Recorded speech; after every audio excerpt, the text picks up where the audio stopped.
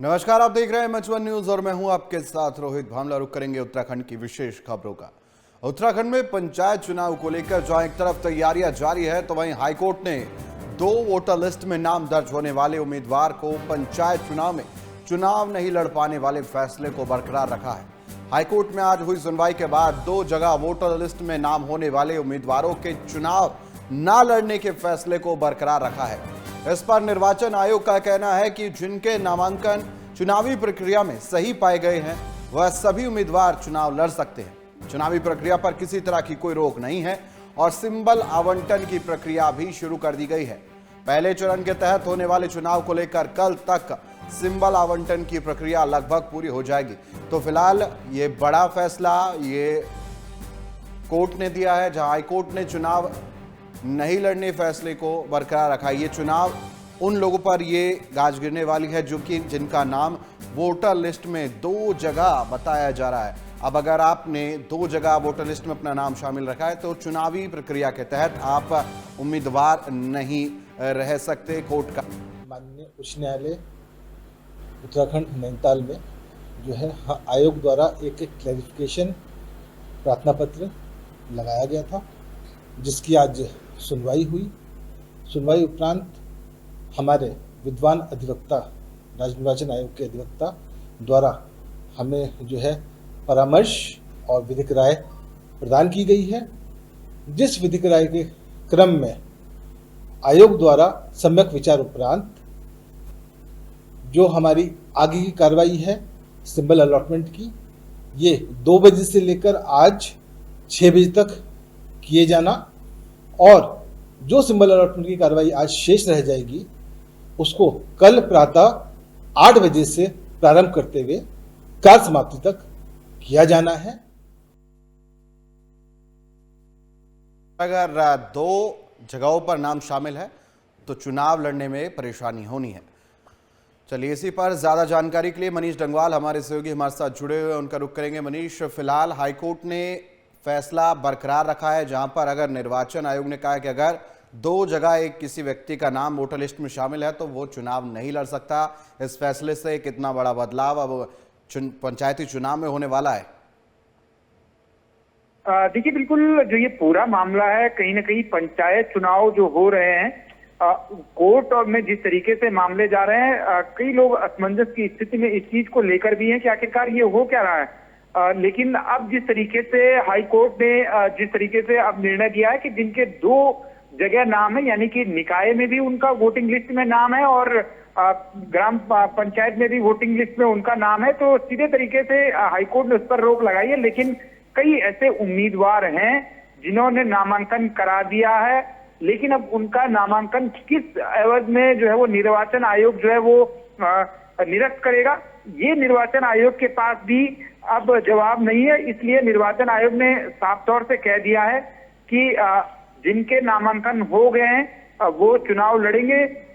और अब जो एक रास्ता बताया जा रहा है कि जिनको आपत्तियां होंगी वो इलेक्शन पिटीशन होता है, जब चुनाव की प्रक्रिया संपन्न हो जाएगी उसके बाद वो यानी कि जिलों में जो है वो याचिका दायर कर सकते हैं। तो सीधे तरीके से साफ है कि पंचायत चुनाव को लेकर जो असमंजस की स्थिति बनी हुई थी उस पर अब कहीं ना कहीं मनीष, आप बने रहिएगा हमारे साथ। इस वक्त एक बड़ी खबर आ रही है, बड़ी खबर से एक बार रूबरू कराते हैं, फिर आप बने रहिएगा हमारे साथ। तो ये बड़ी खबर चुनाव से जुड़ी बता रहे आपको, पंचायत चुनाव को लेकर ये बड़ी खबर सामने आ रही है, जहां हाईकोर्ट के फैसले के बाद निर्वाचन आयोग ने फैसला लिया है। निर्वाचन आयोग ने सिंबल आवंटन प्रक्रिया शुरू की है। तो वहीं अब आपको बता दें कि क्योंकि चुनाव को लेकर लगातार हर दिन एकाएक कई चीजें सामने आ रही है, तो फिलहाल हाईकोर्ट ने जो फैसला सुनाया, जो निर्वाचन आयोग ने भी अब सिंबल आवंटन को लेकर प्रक्रिया शुरू कर दी है, जो कि 1 दिन का इसमें समय भी है।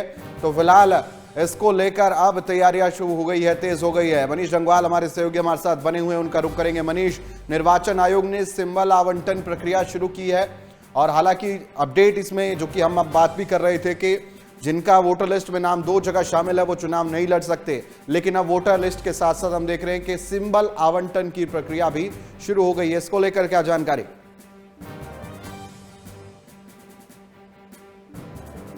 तक जो है वो जो आवंटन होने से सिंबल के, उस पर रोक लगाई गई थी क्योंकि निर्वाचन आयोग को उम्मीद थी कि स्पष्ट जो है वो हाई कोर्ट करेगा कि आखिरकार जो दो जिनके जगह नाम वोटर लिस्ट में, जो उनको लेकर क्या कुछ फैसला सुनाया जाता। लेकिन आज हाई कोर्ट में जो सुनवाई हुई है उसमें हाई कोर्ट में पूरी तरीके से ऐसे उम्मीदवारों के चुनाव लड़ने पर रोक लगाई है। लेकिन अब निर्वाचन आयोग ने जो है वो सिंबल आवंटन की प्रक्रिया को शुरू कर दिया है और आज 2 बजे के बाद जो है वो से लेकर और 6 बजे तक पहले चरण के लिए जिन ब्लॉकों में चुनाव होने वहां के उम्मीदवारों को सिंबल बांटे जाएंगे और कल फिर 8 बजे से लेकर और पूरी प्रक्रिया तक, जब तक जो है सिंबल बांटे नहीं जाते तब तक ये प्रक्रिया कल जारी रहेगी। और अब स्पष्ट रूप से हो गया है कि जिनके यदि अगर वोटर लिस्ट में 2 जगह नाम है, उन्होंने उम्मीदवार अगर उन्होंने नामांकन किया है तो वो भी चुनाव लड़ सकेंगे। हालांकि अगर किसी को बाद में आपत्ति होती है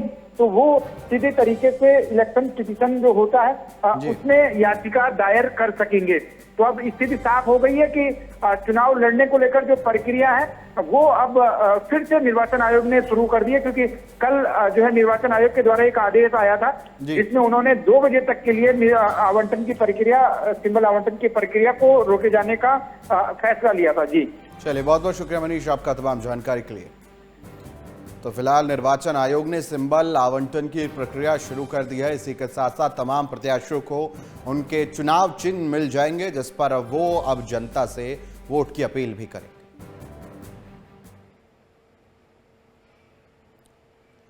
वह केंद्रीय राज्य मंत्री अजय टम्टा ने पिथौरागढ़ में आपदा प्रभावित इलाकों को लेकर अधिकारियों के साथ बैठक की है। इस दौरान उन्होंने बाढ़ और बारिश से बंद सड़कें जो जल्द से जल्द खोलने के निर्देश दिए हैं।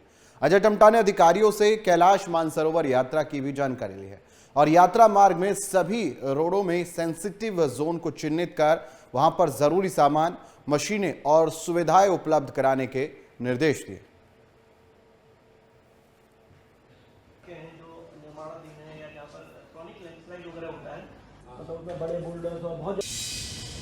बरसात में बहुत सारा नुकसान हमारे संसदीय क्षेत्र में पिछले विगत वर्षों में होता रहा है और इसी को दृष्टिगत करते हुए लगातार मैं दूरभाष से भी, वर्चुअल भी लगातार मीटिंग लेता ही हूँ। और आज पिथौरागढ़ के अंदर भी मैंने जिला प्रशासन और हमारे सभी संबंधित PWD, स्कूल, हेल्थ और ITBP से संबंधित BRO सभी लोग जुड़े हुए थे और कि किस प्रकार की व्यवस्थाएं हमने की है। मैंने दूरभाष के माध्यम से भी जो हमारे आपदा नियंत्रण केंद्र हैं उनमें भी बात की है। हमारे सारे लोग एक्टिव हैं, NDRF, SDRF के साथ साथ बाकी सारे, तो ये अच्छा है। और रोड नेटवर्क में भी हमारा पूरा इंफ्रास्ट्रक्चर चल रहा है, तत्काल रोड खुल जाए।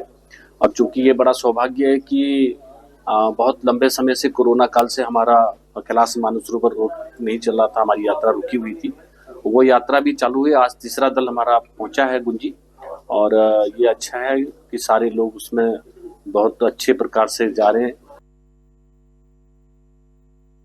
मुख्यमंत्री पुष्कर सिंह धामी माध्यमिक शिक्षा और तकनीकी शिक्षा विभाग की समीक्षा बैठक में वर्चुअली शामिल हुए। इस दौरान उन्होंने दोनों विभागों में चल रहे कार्यों की समीक्षा की और अधिकारियों से फीडबैक भी लिया। इस दौरान सीएम धामी के साथ साथ शिक्षा विभाग के कई अधिकारी भी मौजूद रहे।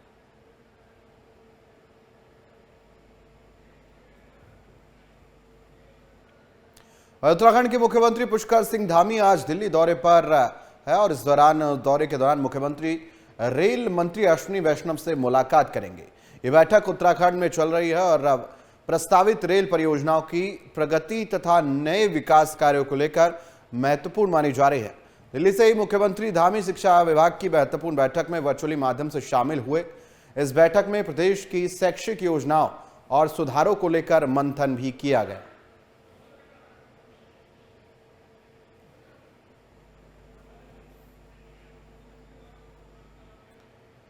वहीं सावन के पहले सोमवार पर देश भर के मंदिरों में भक्तों की भीड़ जारी है। भोले बाबा के दर्शन के लिए भक्त बड़ी संख्या में मंदिरों में मौजूद है। सीएम पुष्कर सिंह धामी ने भी सावन के पहले सोमवार पर मंदिर में पूजा अर्चना की और भोले बाबा पर जल अर्पित किया। उत्तराखंड के मुख्यमंत्री पुष्कर सिंह धामी के निर्देश पर हरिद्वार कलेक्ट्रेट सभागार में जिलाधिकारी मयूर दीक्षित की अध्यक्षता में आयोजित जनता दरबार लगाया गया, जिसमें अलग अलग क्षेत्रों से आए लोगों ने जिलाधिकारी से आगे अपनी शिकायतें रखी। वह जनता दरबार में कुल 28 शिकायतें रखी गई, जिनमें से कई शिकायतों का मौके पर ही निपटारा किया गया और बची हुई शिकायतों पर अधिकारियों को निर्देश दिए गए।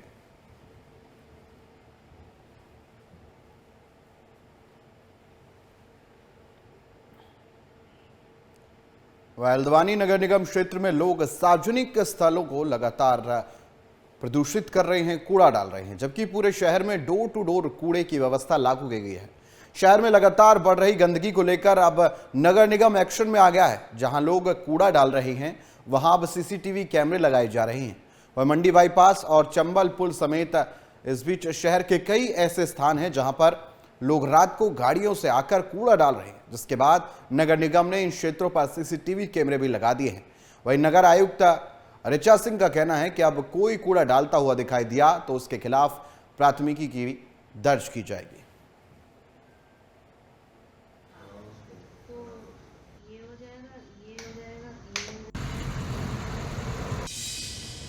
निगम की टीम काम कर रही है और हम बार बार कूड़ा उठाते हैं, लेकिन कुछ जो पॉकेट्स हैं, जैसे अगर हम कहें तो मंडी बाईपास है, चंबल पुल है, इन जगहों पे बार बार सफाई कराने के बाद लोग गाड़ियों से आते हैं और रात में कूड़ा डालते हैं। तो हमने कुछ स्थानों पर सीसी कैमरा भी अभी वर्तमान में लगा दिया है। उद्देश्य एक ही है इन स्थानों को चिन्हित करने का कि जो बड़े स्थान हैं, क्योंकि कूड़ा देखने के बाद लोग वहाँ लगातार कूड़ा डाल रहे हैं, तो इन पे सफाई का अभियान भी चलाया गया। कल मंडी बाईपास पे पूरा सफाई अभियान चलाया गया है, यहाँ प्लांटेशन भी किया जाएगा। इसके साथ ही हम अभी हमारे कुछ एक वेंडर से भी बात हो रही है, जिसमें हम जो कूड़े के जो पॉकेट्स हैं उन पे कैसे वहीं मौके पर ही चिन्हित करके चालान की कार्रवाई करें, और बड़े बड़े प्लॉट्स जिन पर कूड़ा पड़ा हुआ है उनको चिन्हित करेंगे, क्योंकि डोर टू डोर कूड़ा हमारा कलेक्शन हो रहा है। तो अगर ये मैसेज चला जाएगा कि आप सार्वजनिक स्थान पर इस तरीके से खुलेआम कूड़ा डालेंगे तो कार्रवाई होगी, तो लोगों में परिवर्तन आएगा। कहते हैं कि धरती पर डॉक्टर भगवान का दूसरा रूप होते हैं। ये कहा रुद्रपुर जिले में स्थित अस्पताल के डॉक्टर्स और स्टाफ ने ये सही साबित कर दिया। अस्पताल के डॉक्टर्स ने एक 53 वर्षीय महिला की जान बचाई है। महिला की अचानक तबीयत बिगड़ी, जिसके बाद उसे अस्पताल में भर्ती करवाया गया। जांच की गई तो डॉक्टर्स को महिला में खून की कमी और किडनी की समस्या मिली, जिसके बाद तुरंत इलाज करते हुए महिला की दवाई कराई गई, जिससे कि महिला का तुरंत आराम की जो स्थिति वो देखने को मिली।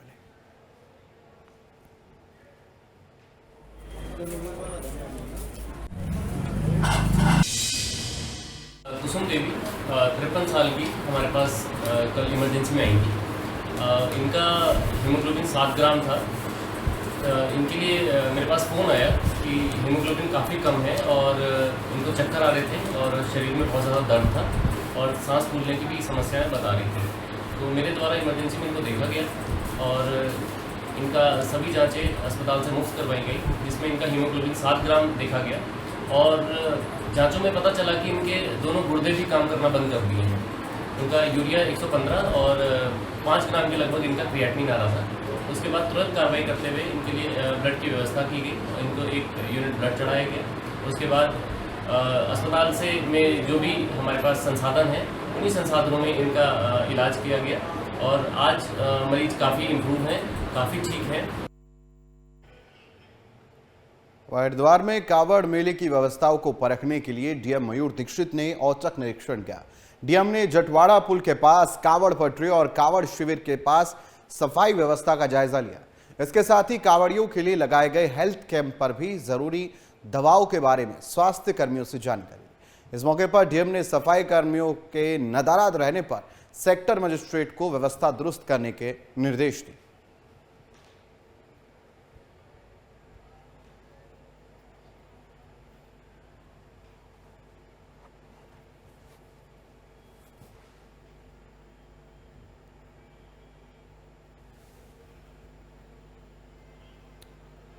हरिद्वार में गंगा में नहाते समय अलग अलग गंगा घाटों पर डूबते हुए 15 कावड़ यात्रियों को एसडीआरएफ की टीम ने बचाया है। एसडीआरएफ की टीम ने कांगड़ा घाट के पास गंगा में डूबते हुए 12 लोगों को गंगा से सुरक्षित बाहर निकाला और 3 को प्रेमनगर आश्रम घाट से बचाया गया है।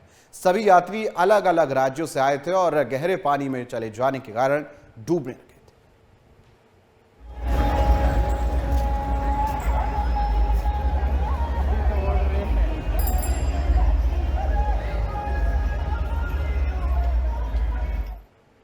तो वही हल्द्वानी के मिनी स्टेडियम में जिला बैडमिंटन प्रतियोगिता का भव्य तरीके से समापन हुआ।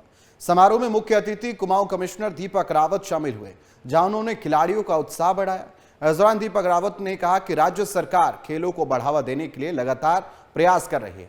प्रतियोगिता में जिले भर के युवाओं ने शानदार प्रदर्शन कर अपनी प्रतिभा दिखाई है।